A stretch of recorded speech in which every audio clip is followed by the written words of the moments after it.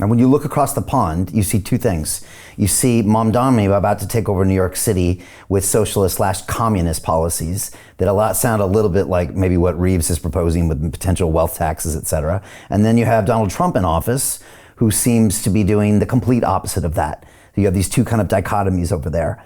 What are the chances that the UK can take either one of those paths? So on our current trajectory, there's no hope of a Trumpian kind of path. But what I'm really hoping for is a few things. I'm hoping that the center of gravity of acceptable political discourse continues to move in favor of a sovereign, proud, prosperous United Kingdom. And I'm hoping also that we get a Vance presidency, or at least of that ideology in the US in 2028. Because come our general election, which I think is more likely to be in 2029 than any other year, come that general election, we will need the protection. The United Kingdom will need the protection of the United States if we make the determined move back to a nation state. Because the EU is going to cut up rough with us. The international community is not going to like it. The vested interests in all the supranational institutions will be against the UK as it tries to preserve itself, as it implements policies to preserve itself. It won't like it. The international organism will hate it. Right. So we will need a patrician protective blanket of the United States. Sadly, Trump has come 4 years too early for an advanced UK government. Right. One thing I will say, if I may, is that whether or not advanced UK forms the next government that is formed in the United Kingdom will be a pro-British government.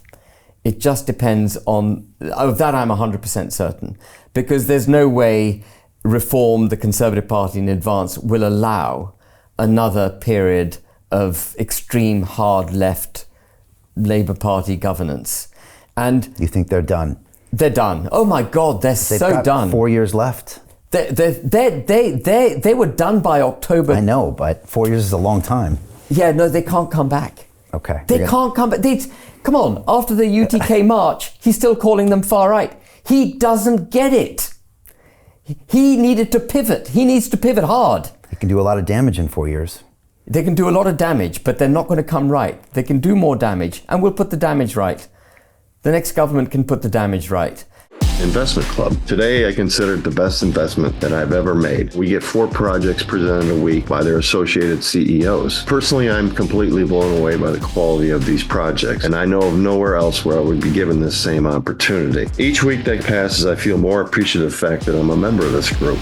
The vibe was just tremendous. Everybody's on the same wavelength. We just clicked. Everybody listened to each other, enjoyed their company. It was just magical, magical. Take action. Don't take my word for it. Due diligence you need to do. And I really hope that someday down the road I see you in the club. It far exceeded expectations, without question.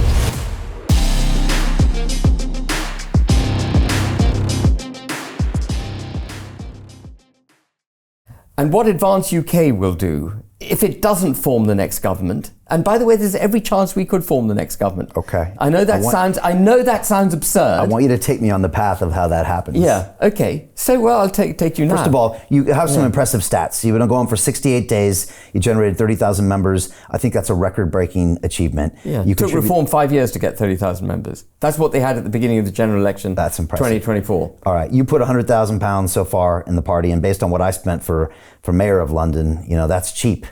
So far, but I guess there's probably more to come. 2 Reform candidates announced they're going to defect to the UK, Advance UK. Tell me if I'm wrong there. We've had lots of Reform candidates and people already defect. Already, okay. Yeah. So you've started off with a bang. Yeah. And then Tommy endorsing came right after that, and obviously this incredible march, and I'm assuming you're seeing lots of inbound. And yeah, I'm seeing lots of it. Inbound as in terms of criticism and attacks, you mean? Yeah, and people signing up and wanting to support you. Yeah. Okay, and we have the Elon factor, and again, I want to hear the path to advance in the next government, but let's talk about the Elon factor really quickly. First of all, why does Elon care so much about Britain and British politics? I know he identifies with some British heritage via South Africa, of course. I know he cares about the world. I know he cares about the woke mind virus, which he calls it. But enough to be as invested as he is here, to help pay for Tommy's legal bills, to, support you, why does he care so much? So you'll have to ask Elon that question. But the impression I have in the 20-minute conversation I had with him is that a couple of things. He recognizes, like I do, that Western civilization is facing existential threat. And he has a love of the United Kingdom in a way that I think many millions of people right across the globe have. There is a love of the old UK, the stable UK. Nothing dramatic ever happened in the UK. You could always rely on the United Kingdom to be on the right side of geopolitics. It was basically a force for good. We fought Nazi Germany for 2 years before the Americans even decided to get involved. We had the same issue with World War I.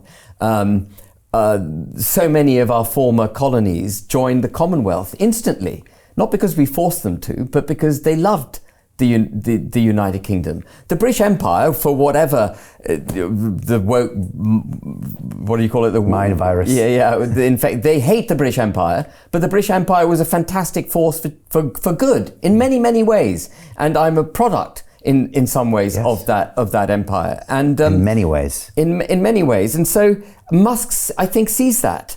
And if you want a stable United States of America, it is very helpful that the mother of modern democracy, the United Kingdom, this bastion of former stability, finds itself again. We need the UK back.